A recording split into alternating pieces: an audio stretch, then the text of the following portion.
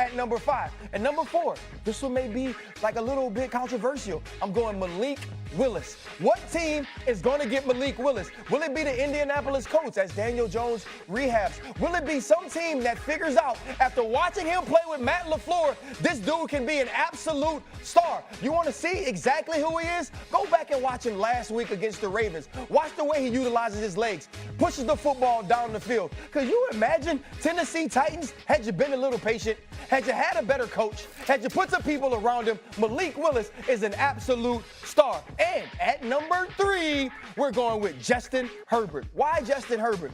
Have you watched his offensive line?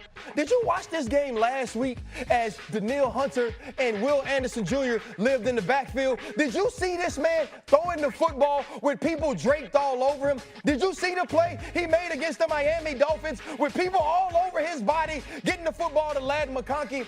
Dude is an absolute stud. And if at any point anybody could be healthy to block for him, the statistics that he will put up will be absolutely astronomical. At number 2, and this one is easy, he's going to be an MVP someday. He's going to bring it back to the running backs. It's Bijan Robinson. You can call him Bijan, you can call him Bijan, you can call him whatever the hell you want. Just get him the dang football. The fact that sometimes in some games they forget that he's out there and he disappears and doesn't get the ball almost fumble every single play blows my mind. This man was dead to rights in the backfield 1,100 times last week in Monday Night Football, and it didn't matter. They couldn't get him on the ground. The Rams were just whiffing that air, and he was running down the sideline, checking behind him, trying to figure out when to pick up his feet. And at number 1, he will be back.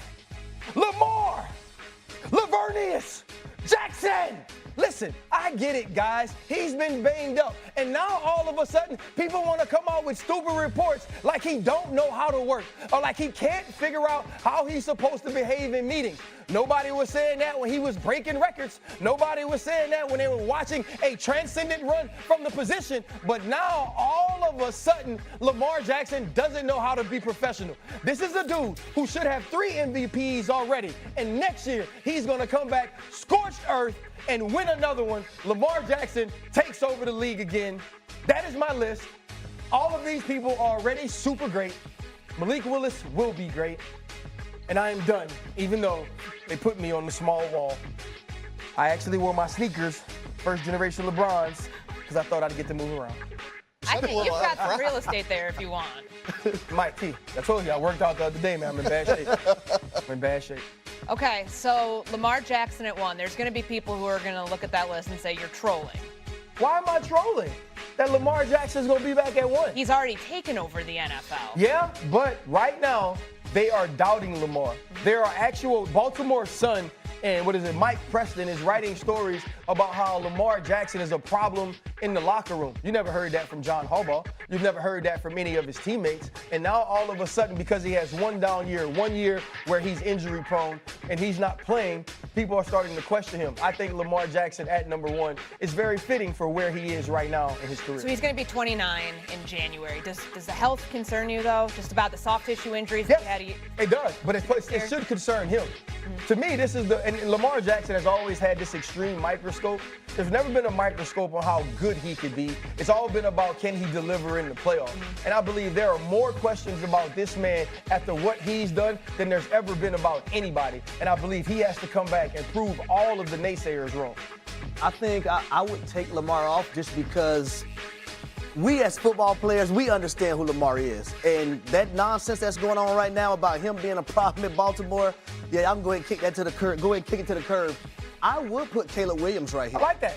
The way Caleb Williams is playing right now in Ben Johnson's system, and then next year be a second year in the system as well, that run game and how the pass game and how plays marry together, I think Caleb Williams is going to be a guy that can be up for MVP. I really love this one. Like, I'm in Atlanta. I live in Atlanta. I was at that game on Monday night. You know what I had to go do the Monday night game they played against the Buffalo Bills?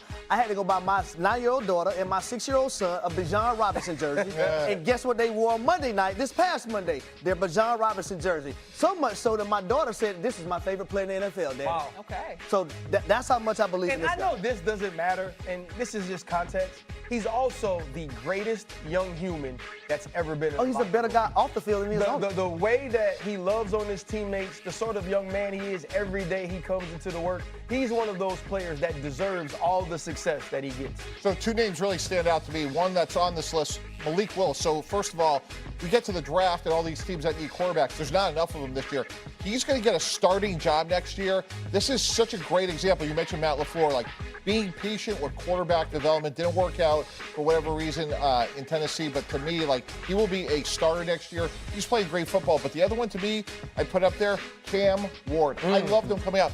You know, it's the same thing we talk about with Indiana. They haven't won anything since 1967. Cam Ward, Incarnate Word, makes them relevant. Yeah. Washington State makes them relevant. Plays great at Miami, didn't have the supporting cast. I think if they get the right coach with maybe one or two more pieces, I just think this guy has something really special with elite ability. RC, let me ask you this question. Malik Willis, and the reason why I'm tying this together is because Matt LaFleur and Arthur Smith were together in Tennessee. Yes. Would you love to see him in Pittsburgh? I would love to see it. Okay. I would love to see it. I feel like the Pittsburgh Steelers have been trying to piecemeal that position together since Ben Roethlisberger left, drafting people like Kenny Pickett at 20, who, if you remember, was in the same draft as Malik Willis, and there was a lot of conversation about who would be the first-round pick or the pick of the Pittsburgh Steelers. He's a guy now who I believe can go into Pittsburgh and be what he has become, not who they thought he was when being drafted. You know what's interesting? You mentioned about Daniel Jones and the Colts. I don't know if they could be able to pay both because I think Malik Willis is going to get starting money. I think it's probably $25, $30 million. And obviously they're going to keep Daniel Jones. I think it's one or the other. I think that's how well he's played. Agreed. There's so many teams that need a quarterback. Even if Dante Moore comes out, there'll still be two or three other teams on the outside looking in relative to the draft. This one right here, the reason why I'm smirking right now is because when you grow up with all sisters, you don't have no choice but to be tough. Man. You don't have no choice whatsoever to be tough. This man has all sisters.